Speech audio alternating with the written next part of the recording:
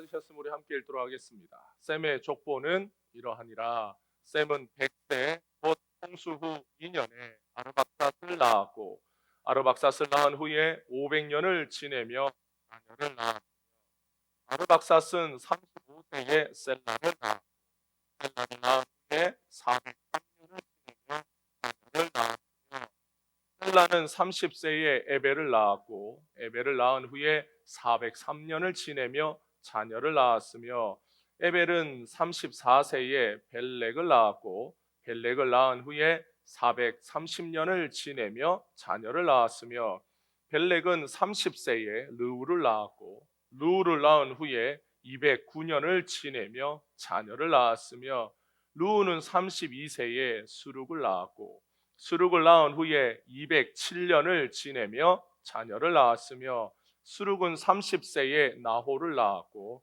나홀을 낳은 후에 200년을 지내며 자녀를 낳았으며 나홀은 29세에 데라를 낳았고 데라를 낳은 후에 119년을 지내며 자녀를 낳았으며 데라는 70세에 아브람과 나홀과 하란을 낳았더라. 아멘. 할렐루야. 예수님께서 여러분을 사랑하십니다. 여러분을 사랑하시는 예수님이 여러분의 인생에 가장 큰 복이심을 축복합니다.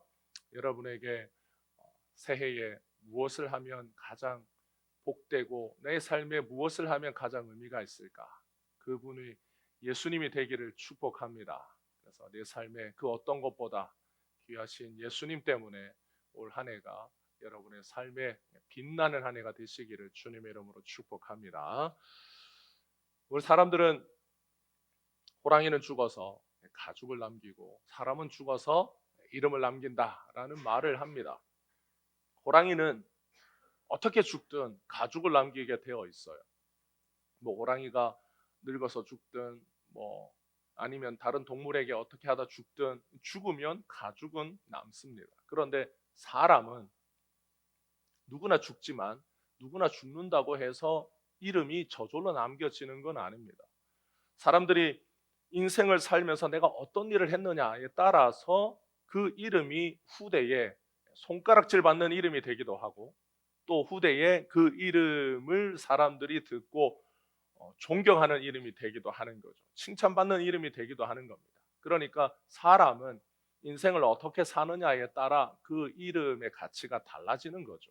그래서 사람들이 인생을 살 때 아무렇게나 살지 않고 더 보람 있게 살기를 원해.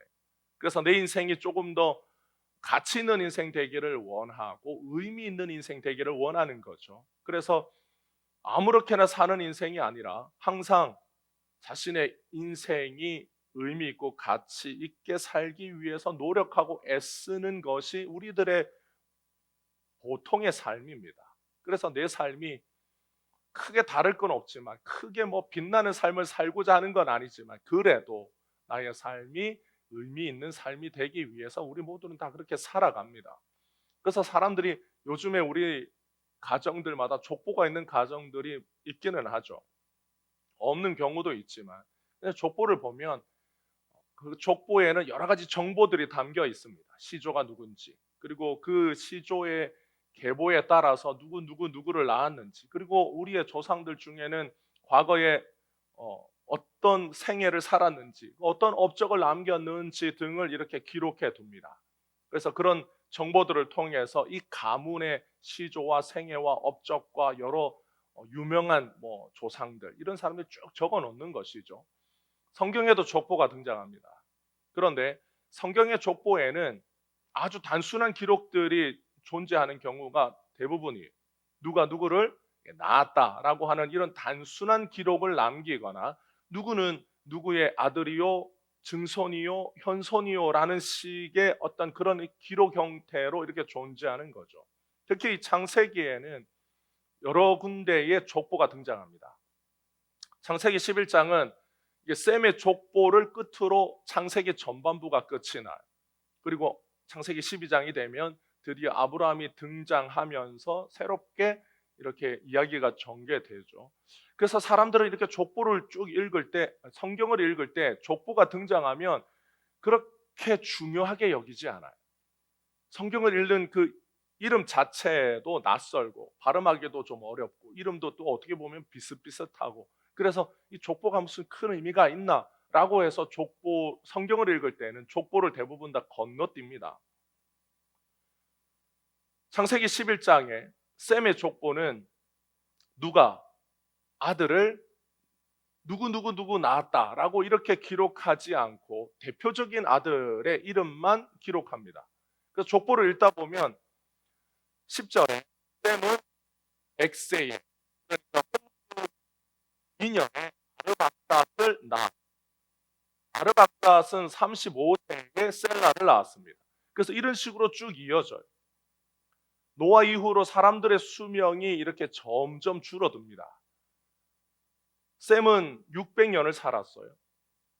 그리고 노아 이후로부터 사람들은 환경과 주변에 있는 것들이 급변하는 시기를 살았기 때문에 사람들을 보호해 주던 대기의 물층이라든가 이런 것이 다 없어졌어요. 그래서 지구의 환경이 급변하면서 사람들의 수명은 노아 이후로 급격하게 줄어들기 시작합니다. 성경에 보면 셈은 100세에 아르박삿을 낳고 그 이후로 500년을 살았습니다. 그러니까 대략 셈의 나이는 600년이었어요. 그런데 셈이 이 600년을 사는 동안 그의 인생에서 뭘 하며 살았는지 기록되어 있지는 않습니다. 셈은 인생에서 어떤 업적을 남겼는지 성경에 있지는 않아요. 그는 어떤 사람이었는지, 성격이 어떠했는지, 그는 가정교육을 어떻게 했는지, 그의 직업은 정확하게 무엇이었는지, 그는 어떤 것을 중요하게 여기며 살았는지 그런 것들에 대해서는 하나도 존재하지 않습니다. 그냥 성경에 보면 아르박삿을 낳았다는 것이 그의 유일한 기록인 것처럼 성경에 남겨졌어요.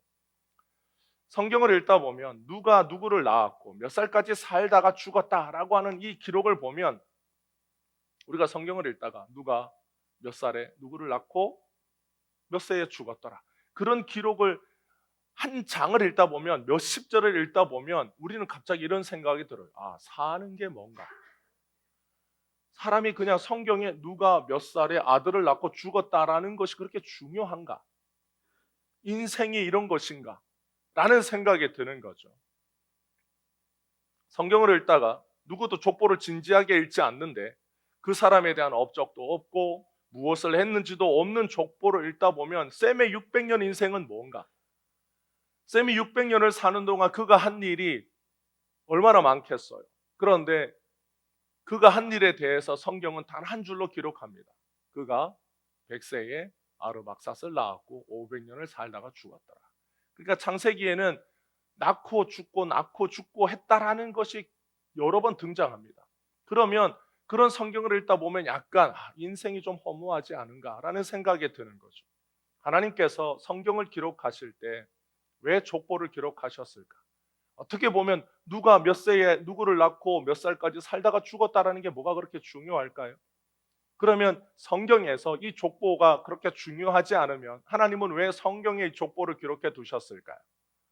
그냥 이것이 의미 없는 인생이라면, 의미 없는 족보라면 성경에서 굳이 포함되어 있지 않고 하나님이 기록하지 않으셔도 큰 의미가 없다면 그렇게 하셔도 되지 않겠습니까?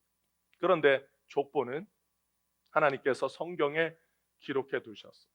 하나님의 분명한 뜻과 목적이 있기 때문에 기록해 두셨어요. 성경에 기록되지 않은 말씀 중에 필요 없는 말씀은 없기 때문에 하나님께서 기록해 두셨습니다. 그러면 이 족보는 우리가 알고 있는 이 족보는 셈의 족보라고 누가 누구를 낳고 했던 이 족보는 과연 어떤 의미가 있을까? 이 족보를 읽으면서 우리는 우리의 인생을 보면서 어떤 삶을 살 수 있을까요? 사람들의 인생을 가까이에서 들여다보면 많은 것들이 보여요. 그 사람이 언제 태어났고 어디서 태어났고 그 사람이 자라면서 어렸을 때부터 자라면서 어떤 일을 했고 어떤 사고를 쳤고 뭐 어떤 학교를 다녔고 친구가 누구였고 뭐 어떤 삶을 살았더라라고 하는 걸 가까이서 들여다보면 많은 이야기들을 찾을 수 있습니다.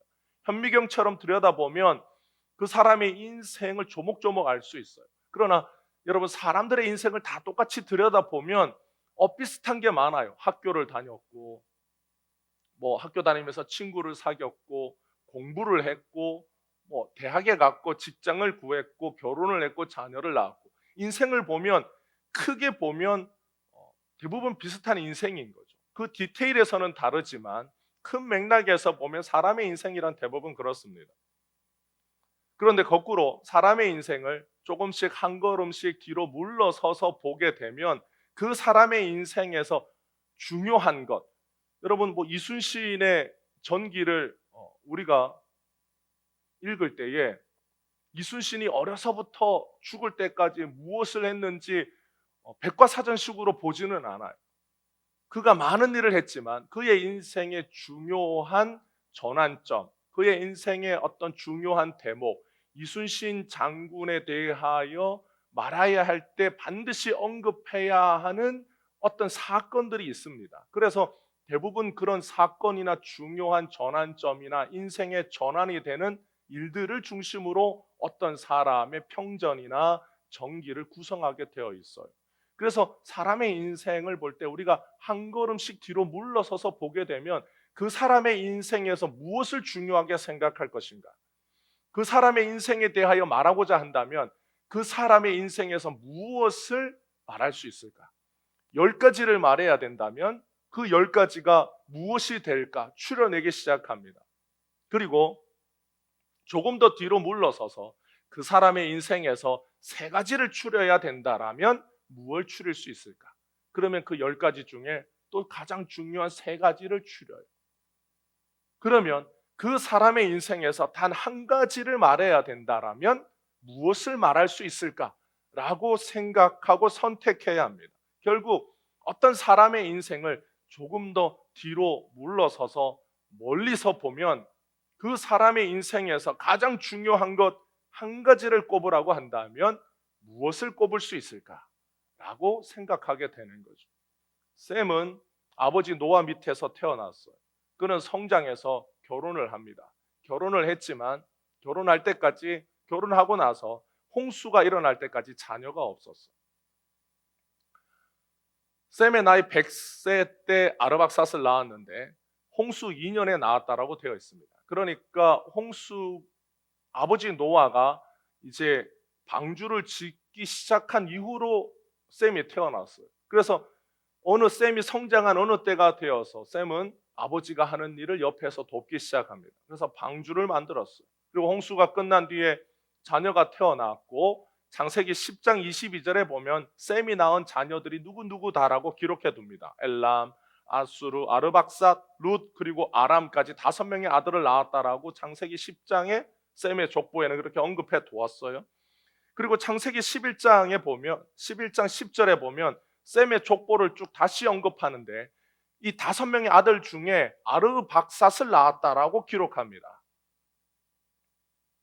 샘이 5명의 아들을 두었는데 아르박삿은 장남이 아니었어요. 그런데 창세기 11장에 보면 샘의 족보를 언급할 때 샘이 그 엘람, 첫째 아들 엘람, 아수르, 아르박삿, 룻, 아람까지 5명 중에 아르박삿을 낳았다라는 그 사실을 창세기 11장에 샘의 인생에 대하여 딱 한 가지를 언급하는데 그게 아르박삿을 낳았다라는 겁니다.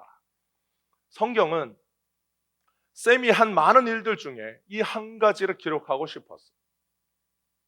샘이 어려서부터 이런 일 저런 일을 이런 일 저런 일 많은 일을 했지만 샘에게 있어서 가장 중요한 일 한 가지라고 한다면 그건 아르박삿을 낳은 겁니다.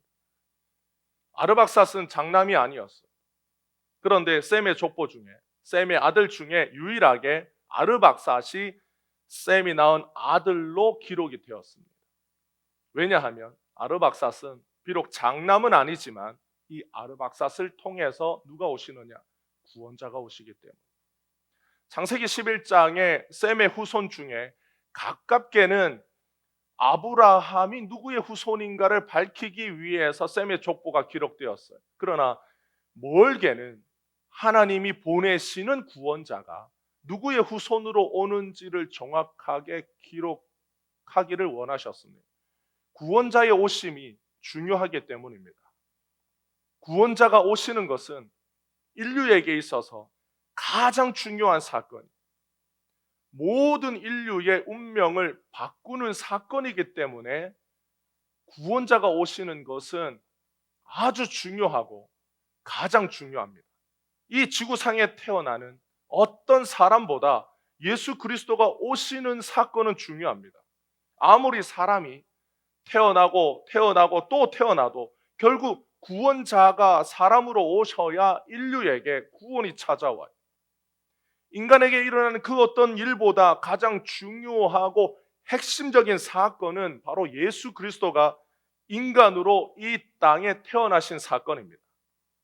그리고 예수님이 인간을 대신하여 십자가에서 죽으신 사건이 모든 인류에게는 그 어떤 사건보다 중요합니다.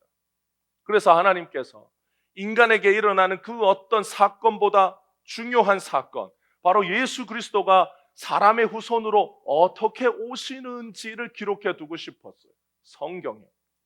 그래서 족보를 기록하면서 샘의 인생에서 가장 중요한 사건, 샘은 노아의 예언을 하나님께서 노아에게 하나님의 영을 부어서 성령으로 감동시켜서 구원자가 누구의 후손으로 오시는지를 말하게 하셨어요. 그래서 구원자가 셈의 후손으로 온다라는 것을 노아의 아들들은 다 알았습니다. 셈은 자신의 후손 중에 구원자가 오시는, 자신의 후손을 통해서 구원자가 오시는 것을 알았어요. 그러나 누구를 통해서 오는지는 몰랐습니다. 그래서 하나님께서 족보를 기록하실 때 셈의 인생에서 가장 중요한 일 한 가지를 꼽으라면 그건 바로 아르박삿을 낳은 일인 것을 족보에 기록해 두었어요. 그리고 아르박삿이 셀라를 낳은 일을 기록하고 차례대로 각 사람이 낳은 아들 중에 예수 그리스도가 누구의 후손으로 오는지를 정확하게 기록으로 남겨두셨습니다. 셈의 족보에 기록된 사람들은 그가 몇 살에 누구를 낳고 몇 살까지 살다가 죽었다라고 하는 이 짧은 기록밖에 없습니다. 세상 사람들은 이 족보를 보면서 이게 무슨 의미가 있냐라고 말할지 모르지만 셈의 족보에 기록된 사람들은 자신의 인생에서 가장 중요한 일이 뭐냐라고 누가 묻는다면 그는 천국에서 나의 인생에서 가장 중요한 일은 바로 구원자가 오실 후손을 내가 낳았다라고 하는 것을 천국에서 깨닫게 됩니다. 왜냐하면 예수 그리스도가 오시는 것은 그 어떤 것보다 귀하고 중요한 일이기 때문에 예수님이 이 땅에 오신 것은 인간의 삶을 가치 있게 만들어 주시기 위해서 이 땅에 오셨어요.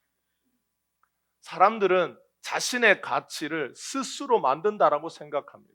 그래서 사람들이 그래요. 자신만의 브랜드를 만들어라. 자기의 이름을, 자신의 이름을 가치 있게 만들라고 사람들은 말해요. 이 세상을 사는 동안 그 말이 맞습니다. 그래서 사람들은 자기의 가치를 만들기 위해서 인생을 살아요. 스스로 위대한 업적과 치적을 남기면 그것이 자신의 가치라고 생각합니다. 그러나 여러분, 인간의 참된 가치는 무엇일까?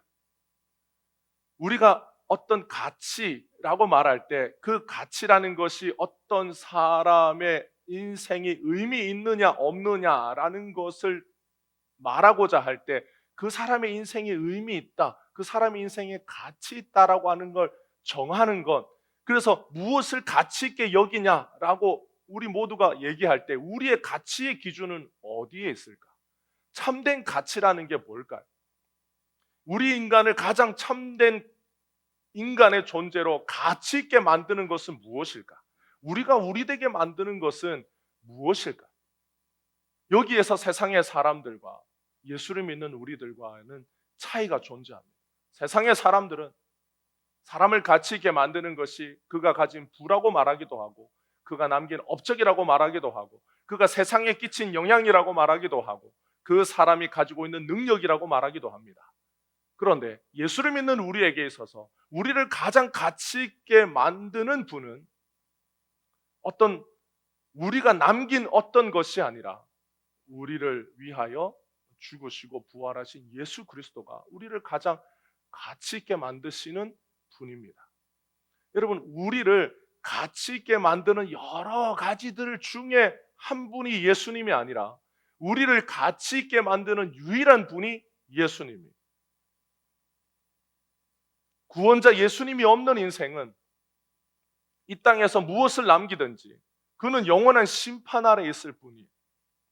하나님은 악인에게도 역사하시고 의인에게도 역사합니다. 하나님은 예수를 믿지 않는 사람에게도 역사하시고 예수를 믿는 사람에게도 역사합니다. 하나님께서 인간을 구원하시려고 하실 때 하나님의 역사하심은 우리의 지혜로는 알 수 없지만 하나님의 크고 놀라우신 지혜로 이 세상을 운영하실 때에 하나님은 믿지 않는 사람을 통하여서도 역사합니다.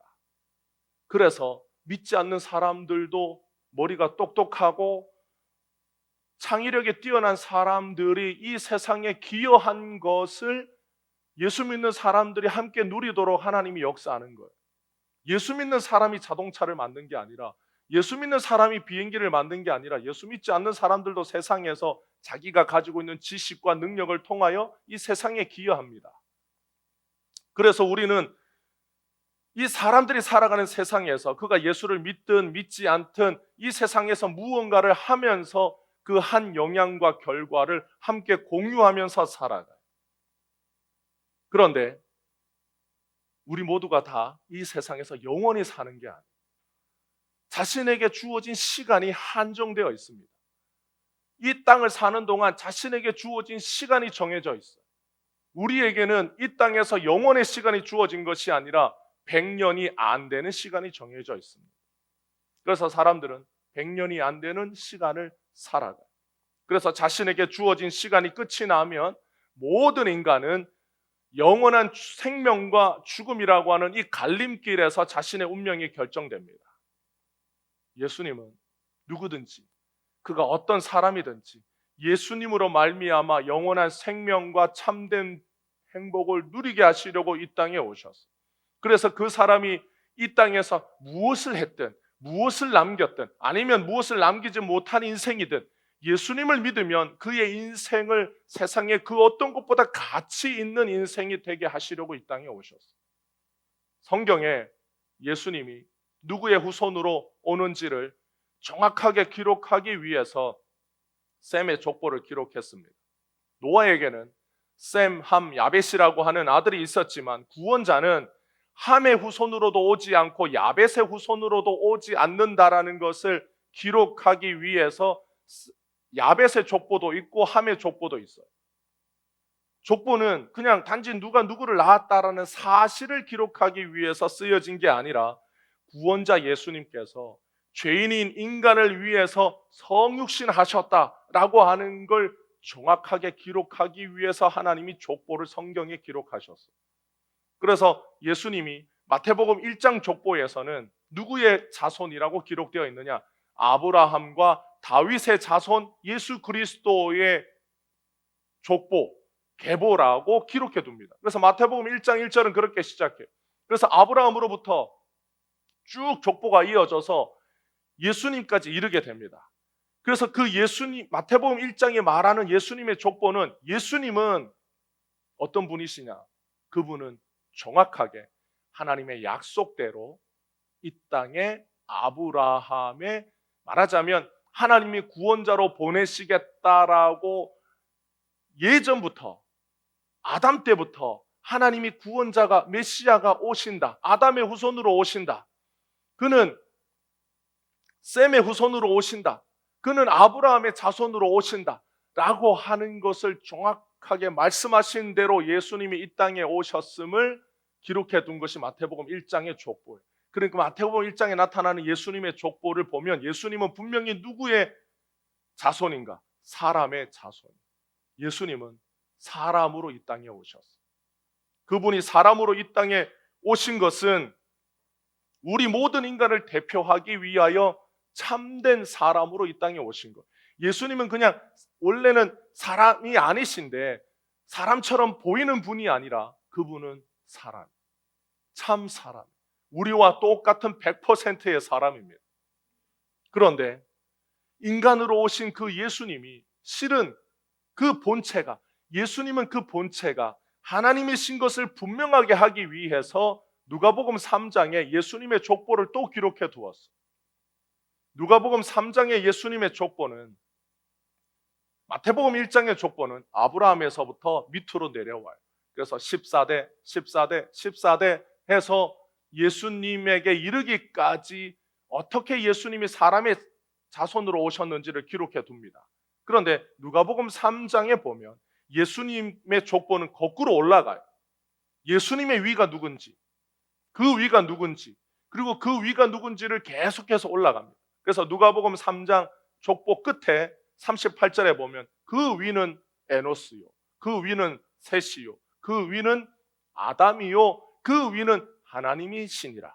그래서 예수님의 족보를 거꾸로 쭉 올라가서 누가복음 3장에는 어디까지 이르느냐? 하나님에게까지 이르러. 그러니까 예수님은 누구신 것을 밝히고 싶었느냐? 예수님은 하나님이시라는 것을 밝히고 싶었어요. 그분은 비록 사람의 후손으로 오셨지만 그분의 본체는, 사람으로 오신 예수님은 본래 그 본체가 거룩하신 하나님이신 것을 밝힙니다. 그것이 왜 중요합니까? 예수님은 우리와 똑같은 인간이시지만 예수님은 죄 없으신 분이라는 걸 밝히고 싶었어요. 우리를 위하여 대신 죽으시는, 우리 인간을 대표하여 죽으시는 예수님은 우리와 같은 죄인, 우리와 같은 죄성을 가지신 분이 아니라 그분은 거룩하시고 죄가 없으신, 흠이 없으신 희생 제물 되신 분이라고 하는 것을 정확하게 보여주기 위해서 예수님이 그 본체가 하나님이신 것을 밝히기 위해서 누가복음 3장의 족보는 거꾸로 올라가요. 예수님은 인간이 아닌데 인간인 척 하는 분도 아니고, 예수님은 우리와 같은 인간이시지만 우리처럼 죄성이 있으신 분이 아니시고, 우리와는 다르게 그분은 죄가 전혀 없으신 분으로 우리를 위하여 대신 죽으실 때 우리의 죄를 담당하실 수 있는 완벽하신 희생 제물이 되시는 분이신 것을 나타내려고 예수님의 족보가 마태복음 1장에도 있고 누가복음 3장에도 있는 겁니다. 하나님께서 제사법을 정하실 때 제사의 제물에 대하여 엄격하게 정하셨어요. 그 제사의 제물의 특징이 뭐예요? 하나님에게 드리는 제사의 제물은 나이가 정해져 있어요. 아주 늙은 동물도 안 되고 태어난 지 1년, 동물도 정해져 있고, 그리고 반드시 그 희생 제물을 드릴 때에는 뭐가 없어야 돼요? 흠이 없고 점이 없어야 돼요. 희생 제물이 다리를 절어서도 안 되고 몸에 상처가 있어도 안 되고 하나님에게 드리는 제물이기 때문에 완벽해야 된다라고, 하나님에게는 흠 있는 것 드리면 안 된다. 그래서 우리가 과거에 우리의 믿음의 선조들은 헌금을 드릴 때도 돈도 항상 새 돈으로 준비하고 신원으로 준비하고, 그리고 하나님 앞에 뭘 드릴 때는 흠이 없는 것, 과일을 드릴 때도 상한 것 드리지 않고 깨끗하고 온전하고 보기 좋고 이쁜 걸 드리는 이유가 뭡니까? 하나님에게 드리는 건 흠이 없고 점이 없어야 된다고 성경에 기록되어 있기 때문이에요. 그러나 하나님이 흠이 없고 점이 없는 제물을 하나님 앞에 드리라고 하나님이 정하신 그 본래의 뜻이 뭐냐?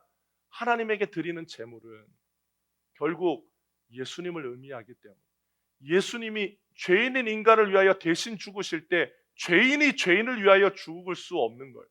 죄인이 죄인을 위하여 죽는 것은 아무 의미가 없는 거예요. 하나님에게 드려지는 제물은 죄가 없어요. 왜냐하면 그 제물은 죄인의 죄를 대신 짊어져야 하기 때문입니다. 그래서 예수님이 흠이 없고 점이 없는 희생 제물이신 것을 보여주려고 족보가 기록되어 있는 거예요. 그분은 하나님이십니다. 예수님은 죄가 없으신 분입니다. 그분은 거룩하셔서 우리를 대신하여 우리의 죄를 짊어지실 수 있는 완벽하신 대속의 제물이 되시는 분이신 것을 기록하려고 성경에는 족보가 있습니다. 그래서 예수님은 죄인의 완전한 대속의 제물이 되시고 우리의 완전한 의로움이 되실 수 있는 이유를 성경은 예수님의 족보를 통해서 우리에게 가르쳐 줘요. 예수님은 이 땅에 오실 때 예수님의 족보가 분명했어요. 예수님의 아버지 그 위에 누구인지가 다 사람들이 알았습니다.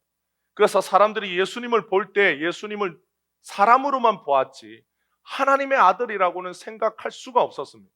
왜냐하면 사람들은 하나님께서 죄인인 인간을 위하여 보내시는 구원자를 생각하지 못했고 의인을 위하여 보내는 구원자를 믿었지 죄인을 위하여 보내는 구원자라고는 생각하지 못했습니다. 그래서 인간을 위하여 대신 죽는 구원자, 그런 구원자는 유대인들의 신학에는 없었어요. 어떤 구원자가 있었느냐? 의인을 위하여 오는 구원자, 의인에게 복을 주는 구원자, 의인을 축복해주고 의인을 칭찬해주고 의인에게 상을 주는 구원자를 믿었지 죄인을 위하여 대신 죽는 구원자는 생각할 수 못했습니다. 그래서 사람들은 자신이 천국에 들어갈 가치가 있는 사람이라고 스스로 믿었습니다. 왜냐하면 율법과 계명을 지키기 때문에 율법과 계명을 지켜서 천국에 들어갈 수 있는 자격과 가치를 내가 지키고 살아온 사람이기 때문에 나와 같은 사람에게 찾아오는 구원자는 복 주는 구원자, 상 주는 구원자라고 믿었어요. 그래서 예수님이 이 땅에 오셔서 예수님을 믿어야 천국에 간다라는 말을 귀뚱으로도 듣지 않았습니다. 게다가 예수님이 죄인에게 찾아가서 죄인들에게 복음을 전하고 천국이 너희들의 것이다라고 말하는 것을 들을 때에 천국에 들어갈 가치가 없는 자들에게 천국이 너희들의 것이다라고 말하는 예수님이 자신들이 믿는 구원관에서는 존재할 수 없는 구원자였어요. 천국의 주인이신 예수님이 이 땅에 와서 천국에 들어갈 수 있는 자격은 계명과 율법을 지켜서 얻을 수 있는 게 아니라 완전한 의가 되시는 예수님을 믿어야 한다라고 하는 복음을 그래서 사람들이 거부합니다. 사람은 스스로 정한 가치를 가장 가치 있게 여겼어요. 내가 정한 것, 내가 정한 구원, 내가 정한 가치, 이게 가장 좋은 거야. 이게 맞는 거야. 이게 옳은 거야 라고 믿는 사람들이 자기가 정한 가치가 자기 인생에서는 가장 소중했어요. 스스로 하나님의 자리에서 자기가 정한 가치에 따라 천국에 들어갈 자격도 인간이 스스로 정한 겁니다. 그래서 인간에게, 죄인에게 천국에 들어갈 참된 가치를 주시려고 이 땅에 오신 예수님을 거부하고 죽였습니다. 예수님은 이 땅에 오실 때 자신이 죽을 줄 모르고 오신 게 아니에요. 아담 이래 모든 인간들은 하나님이 주신 가치를 버렸어요.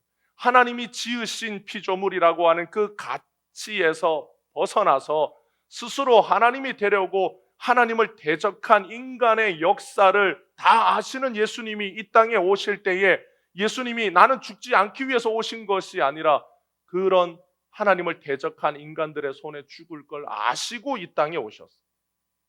그리고 스스로 하나님이 되려고 했던 그 죄악을 예수님이 짊어지기 위해서 이 땅에 오셨습니다. 예수님은 이 땅에 왜 오셨어요?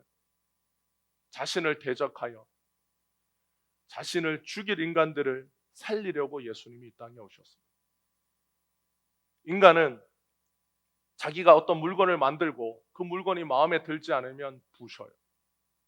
도자기를 만드는 장인은 수백 개의 도자기를 만들지만 모든 도자기를 다 자신의 작품이라고 말하지 않습니다.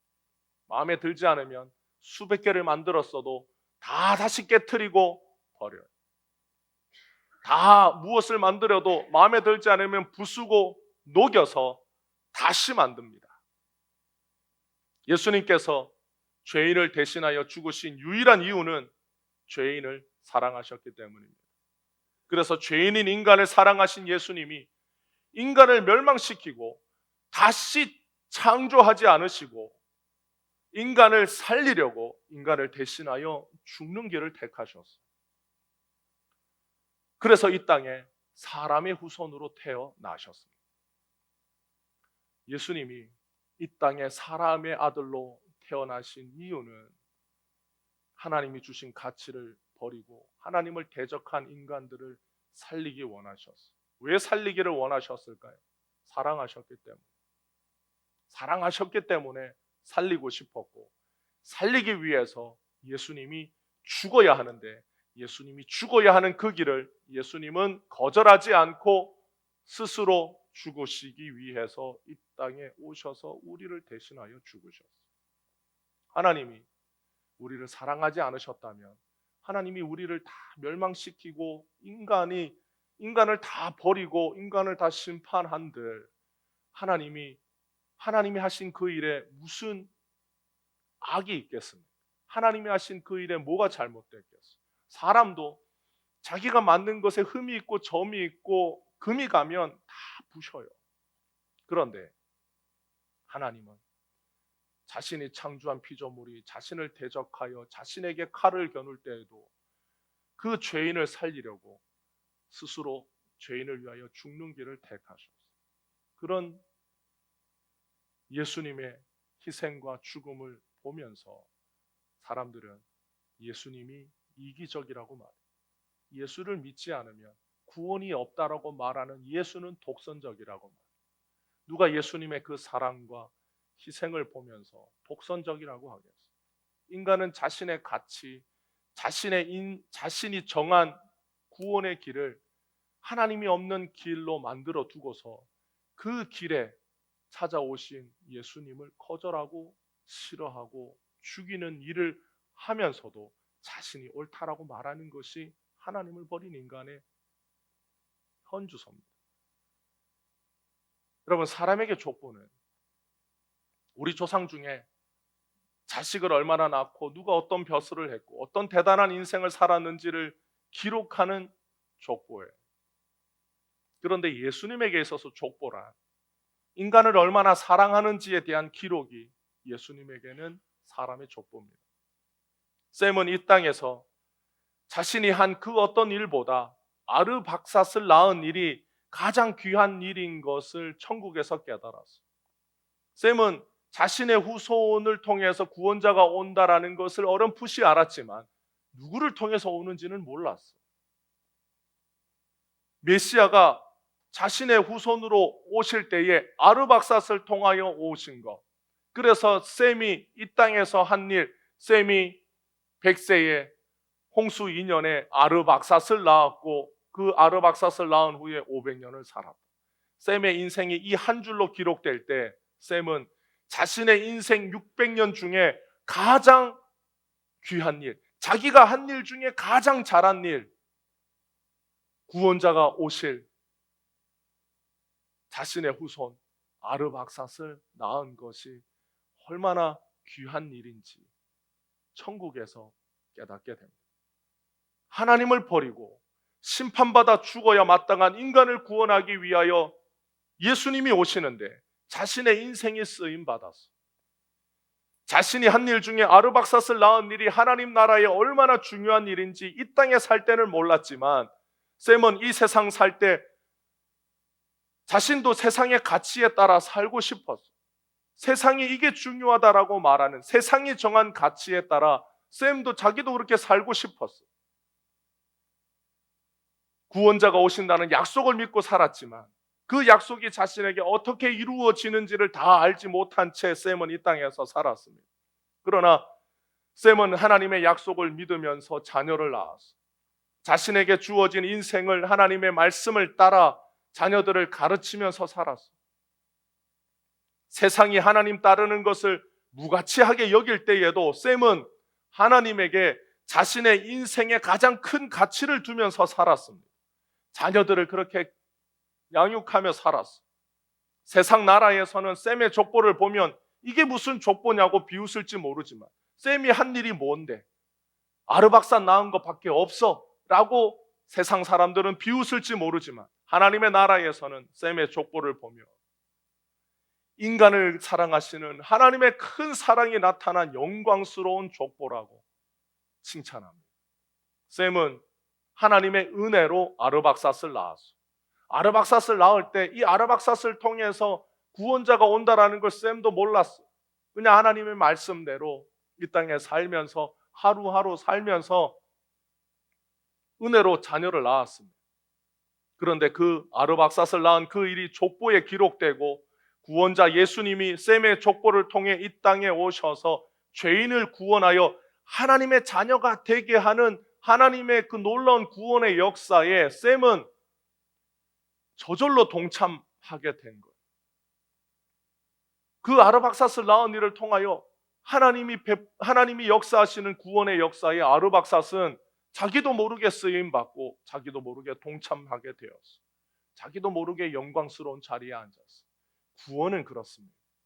구원은 우리가 무엇을 함으로 동참하게 되는 게 아니에요. 주님이 우리를 부르셔서 구원에 동참시켜줘. 주님이 우리를 불러서 구원의 은혜의 자리에 앉게 해주십니다. 그래서 구원은 선물이에요. 그 구원을 베푸신 주님의 은혜와 사랑은 우리가 요구하고 우리가 기도하고 우리가 주님 앞에 간구하여 얻어낸 것이 아니라 우리는 인생을 그냥 세상의 가치에 따라서 살았을 뿐인데 주님이 어느 날 우리에게 찾아와서 세상의 가치가 아니라 예수님에게 가치를 두고 살아가는 인생이 되도록 우리를 불러주시고 우리의 인생의 길을 가는 방향을 바꿔주시고 그래서 우리가 어느 때 정신을 차려보니 우리가 구원받은 성도로 살고 있는 거예요. 그래서 구원은 때때로 주님의 오묘한 역사와 우리가 알지 못하는 지혜로 우리를 하나님의 자녀가 되는 일에 불러주시고 초청해 주셔서 복 주시는 은혜로운 사건으로 우리 인생에 찾아옵니다. 그래서 예수님이 이 땅에 오셔서 이제는 누구든지 예수님을 믿으면 영적인 아브라함의 자녀가 되게 하셨어요. 예수님은 아브라함의 후손입니다.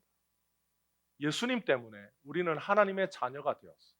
하나님의 자녀가 되었는데 우리는 하나님의 자녀가 될 때 어떻게 되었느냐? 하나님의 자녀로 입양되었어요. 누구의 공로로? 예수님의 공로로 하나님의 자녀로 입양됩니다. 그래서 신분적으로 보면 예수님과 우리는 영적으로 아브라함의 후손. 우리는 아브라함의 후손임과 동시에 참된 이스라엘로 거듭나는 존재가 됩니다. 예수님의 역사.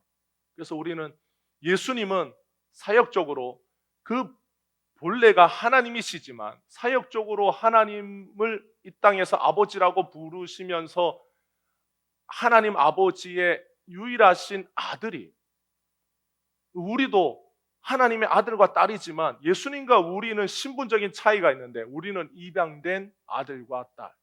예수님은 그 본래가 하나님의 아들, 유일하신 독생자. 만약에 우리가 하나님의 아들일 때 우리가 입양된 아들이 아니라 입양된 딸이 아니라 우리가 본래 하나님의 아들과 딸이라고 한다면 우리는 우리 자신이 예수님과 같은 신적인 존재라고 말하는 거예요. 어쨌든 예수님이 우리에게 구원의 은혜를 베푸셔서 예수님의 공로로 우리가 하나님의 자녀가 되었습니다. 하나님의 자녀가 되었다라는 것은 이 세상에 수많은 가치 있는 일 중에 하나라는 뜻이 아니에요. 이 세상의 유일한 가치. 여러분, 예수님을 믿는 것은 세상에 좋은 일 해도 괜찮고 안 해도 괜찮은 많은 일들 중에 그냥 하면 좋은 일 그 하나가 아니라 이 세상의 수많은 일들 중에 유일하게 의미 있는 일, 가치 있는 일이 예수님을 믿는 일입니다. 사랑하는 성도 여러분, 우리는 인생을 살아갈 때 아무렇게나 살아가지 않아요. 한 번밖에 없는 인생을 의미 있게 살고 싶은 것이 사람이 가지고 있는 가장 기본적인 욕구 중에 하나입니다. 그건 내가 어떤 직업을 갖느냐라고 하는 문제가 아니에요. 내가 어떤 직업을 갖든 어떤 일을 하든 남자로 살든 여자로 살든 내가 세상에서 어떤 직업을 가지고 있든 상관하지 않고 사람은 기회가 되면 자신이 살아가는 인생을 통해서 어떤 가치 있는 삶을 만들고 싶고 보람 있게 살고 싶어요. 그런데 사람들마다 자신이 가치 있게 여기는 목적이 다 다릅니다. 어떤 사람은 세상에서 성공이 가치가 있다. 어떤 사람은 돈을 많이 버는 것이 가치 있다. 어떤 사람은 명예를 가지는 것이 가장 가치 있다라고 여깁니다. 그러면 예수님을 믿는 우리들은 무엇을 가장 가치 있게 여기면서 살아가야 될까요?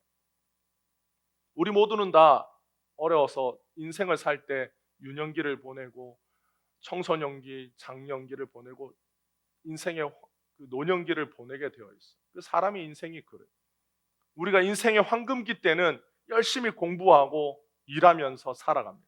근데 인생의 이제 황금기가 지나고 어느덧 인생의 노년기가 되면 우리는 다 인생을 한 번씩 돌아봐요.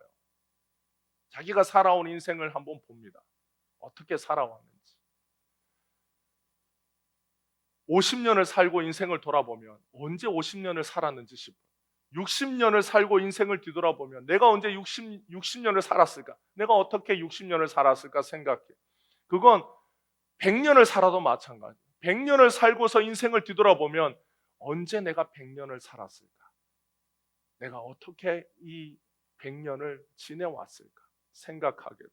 자신의 인생을 뒤돌아보았을 때 우리가 우리 인생에서 예수님을 빼고 가장 가치 있는 일 한 가지를 꼽으라면 여러분은 무엇을 꼽겠습니까? 여러분의 인생에 예수님을 빼고 나의 인생에 내가 가장 의미 있게 여기는 일 한 가지를 선택해야 된다라면 여러분들은 어떤 일을 선택하고 싶습니까? 예수님이 없이 꼽은 그 한 가지 일은 예수님과 어떤 관계가 있을까? 예수님이 없이도 내가 나의 인생에서 이게 가장 의미 있다라고 꼽은 그 한 가지가 예수님을 제외해도 여전히 그게 가장 가치 있는 일이 될까요? 아니면 그게 예수님과 연결이 되면 더 깊고 높은 가치로 승격이 됩니까?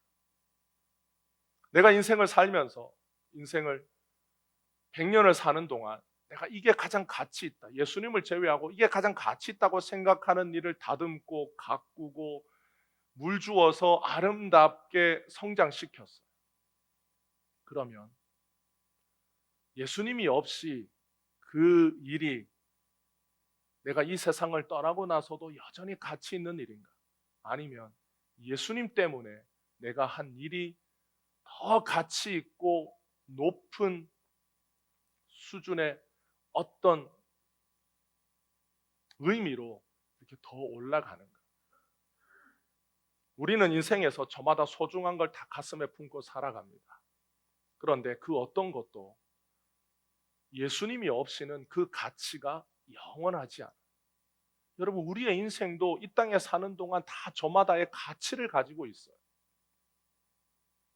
우리 인생은 이 땅에 사는 동안 누가 더 귀하다, 누가 더 천하다 하지 못하는 저마다의 가치가 있는 인생입니다. 다 독보적인 존재고 다 저마다 귀한 의미를 가진 존재입니다. 그런데 이 가치가 영원하지 않아요. 우리의 인생도 우리의 사업도 우리의 자녀도 우리의 미래도 다 예수님 때문에 가치 있게 돼요. 예수님 때문에 조금 더 가치 있게 되는 인생이 아니라 예수님 때문에 유일하게 가치 있는 인생이 됩니다. 예수님이 없는 우리의 자녀는 아무리 이 세상에서 성공해도 결국 우리의 자녀의 인생이 이 세상에서 끝날 때 예수님이 없으면 그의 인생은 비극만이 남을 뿐이에요. 그래서 인생을 100년의 인생을 축약시켜서 보면 예수님이 있느냐 없느냐에 따라 그 인생의 가치의 유무가 결정됩니다. 예수님 때문에 우리의 자녀는 세상의 그 어떤 성공보다 예수님 때문에 가장 큰 유일한 성공의 의미를 갖게 돼요. 이 모든 것이 결국 언제 알게 되느냐? 인생의 시간이 다 끝나면 알게 됩니다. 그런데 지혜로운 성도는 인생을 끝까지 살아서 아는 게 아니에요.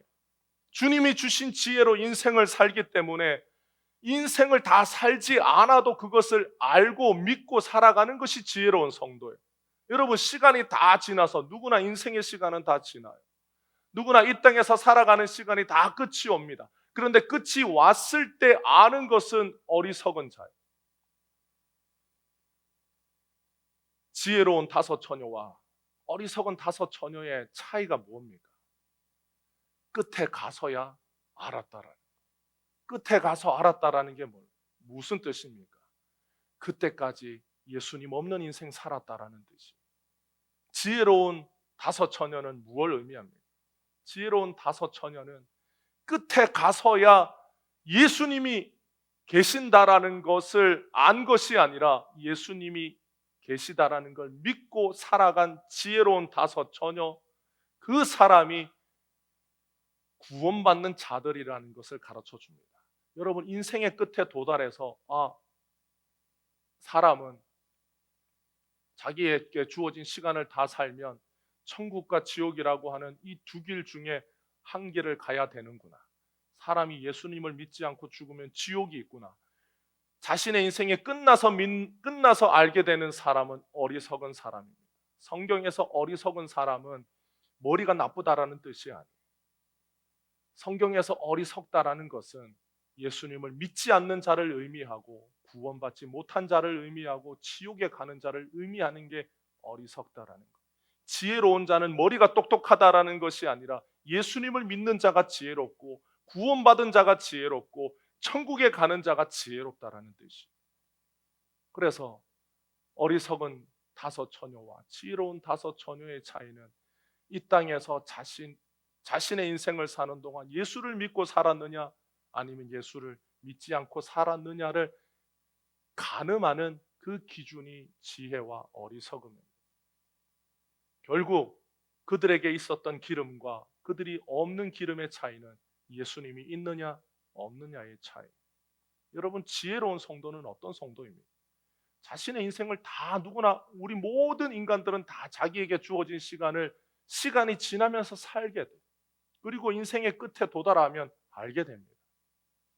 사람에게 한 번의 심판이 있고 그 심판 이후에는 영원한 천국과 지옥이 있다라는 것을 어리석은 자, 예수님을 믿지 않는 자는 자신의 인생을 다 산 뒤에야 알게 되고 슬퍼한다라고 성경이 기록해요. 지혜로운 성도는 예수님이 우리의 인생을 유일하게 가치 있게 만드시는 분이라는 진리를 믿고 살아가는 성도가 지혜로운 성도입니다. 우리가 천국에 가면 이 세상에서 한 일 중에 무엇을 가장 잘한 일이라고 우리가 천국에서 고백할까요? 우리는 천국에서 이 세상에 사는 동안 내가 한 일 중에 가장 잘한 일이라고 주님 앞에 고백할 수 있는 유일한 게 있다면 그건 바로 예수님을 믿고 다른 일을 가장 잘한 일이라고 천국에서 고백할 겁니다. 예수님이 우리가 이 세상에서 하는 일을 예수님이 복되게 하십니다.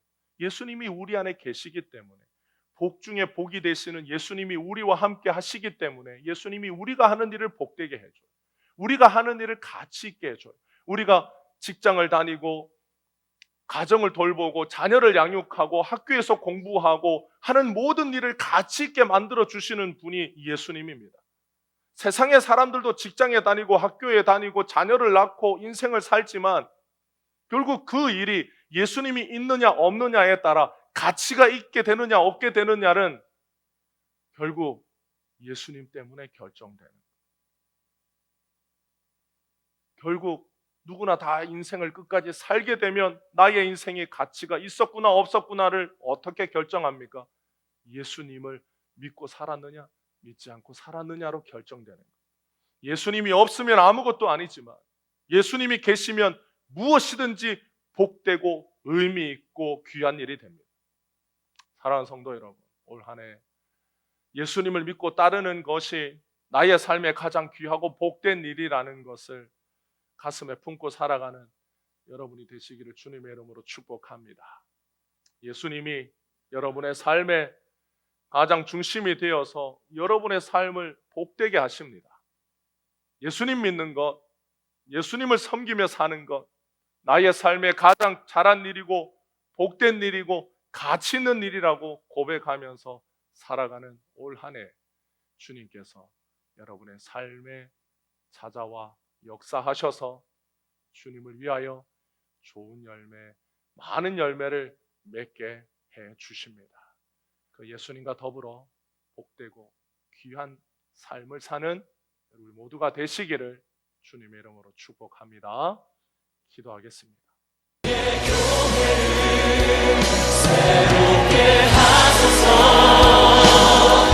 말씀